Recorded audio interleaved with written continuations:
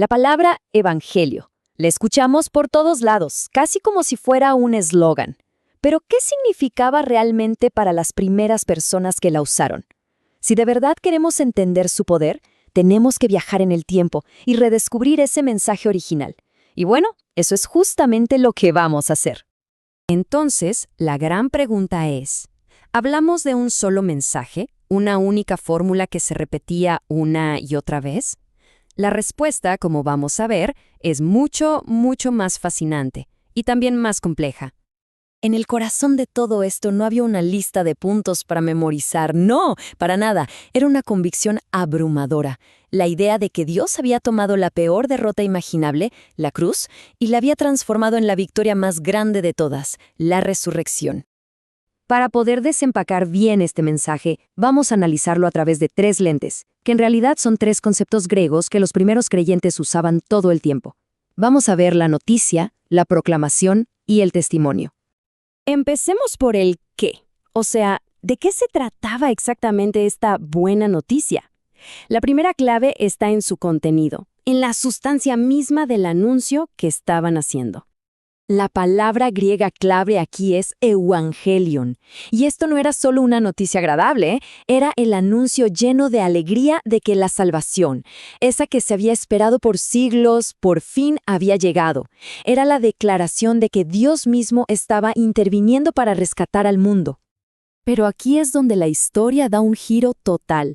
El mensajero, Jesús, se convierte en el mensaje mismo. El Evangelio ya no es solo sobre Jesús. El Evangelio es Jesús. Como lo resumió Orígenes siglos después, las buenas nuevas eran simple y sencillamente Jesús. Y esta buena noticia no era una sola idea, sino todo un universo de conceptos conectados.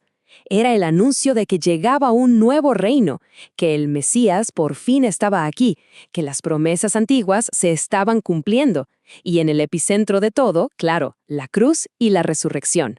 Eran como distintas facetas de un mismo diamante, todas girando alrededor de una sola persona.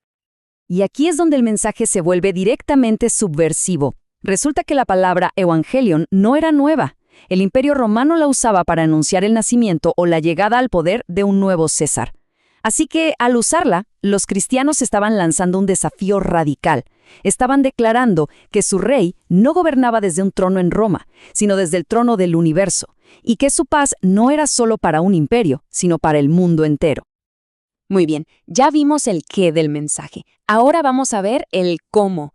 Porque esta no era una noticia que se susurraba en secreto, era algo que se proclamaba a los 4 vientos con toda la fuerza.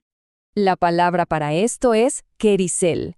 Hay que imaginarse a un heraldo en la plaza pública, anunciando un decreto del rey.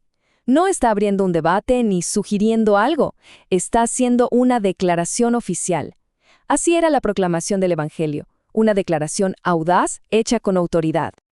Claro, este estilo chocaba de frente con la cultura griega de la época, que admiraba la retórica elegante y los argumentos ingeniosos de los sofistas.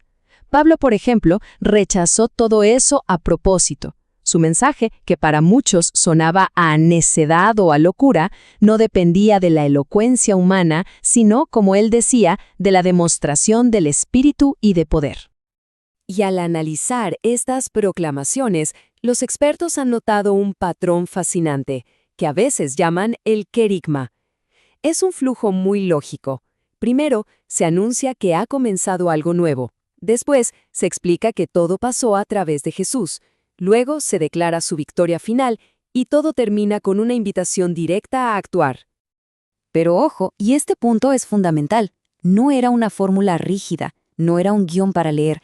Este marco era increíblemente flexible. Los predicadores adaptaban el mensaje según la audiencia, ya fuera judía o griega, demostrando una versatilidad impresionante. Y en contra de la idea de que solo se predicaba sobre la muerte y resurrección, las historias de la vida de Jesús, la llamada Historia Jesu, eran absolutamente cruciales. Relatos como la sanación de la mujer enferma o la liberación de un endemoniado no eran solo anécdotas bonitas, eran sermones en acción, demostraciones vivas del poder y señorío de Cristo aquí y ahora. Bien, ya tenemos el contenido y el estilo, Pero nos falta la pieza final, la autoridad del mensaje. El tercer lente es el del testimonio, el del quién que está detrás de la proclamación. La palabra griega aquí es martirein, de donde por cierto viene nuestra palabra mártir, y es un término legal. No se trata de compartir una opinión, sino de dar fe de un hecho.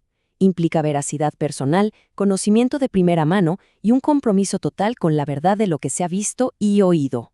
Por eso mismo, los primeros testigos fueron la base de todo.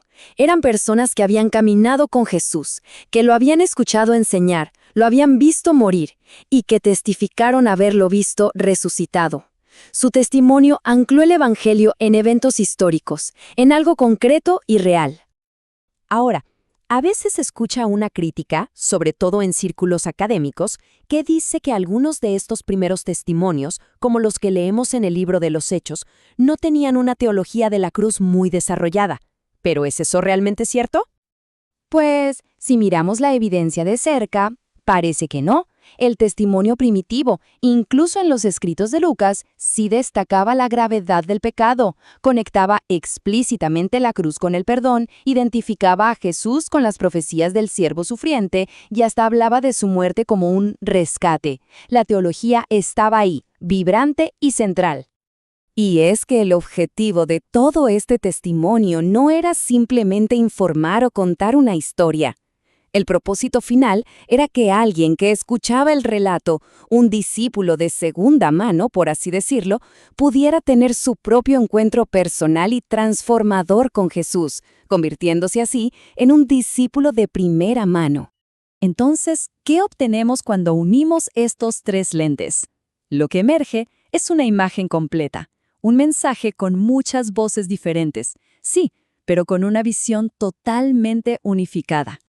El punto clave es este. El evangelio primitivo no era un bloque de cemento, rígido e inflexible. Se presentaba de muchísimas maneras, adaptándose a diferentes culturas y contextos. Pero su centro, la persona y la obra de Jesucristo, eso permanecía absolutamente firme, inmutable. Y eso nos deja con una pregunta final, una para reflexionar. Si el mensaje era tan versátil, tan dinámico y se expresaba de tantas formas distintas, ¿de dónde salía esa asombrosa coherencia y ese poder unificador que, al final, cambió el curso de la historia?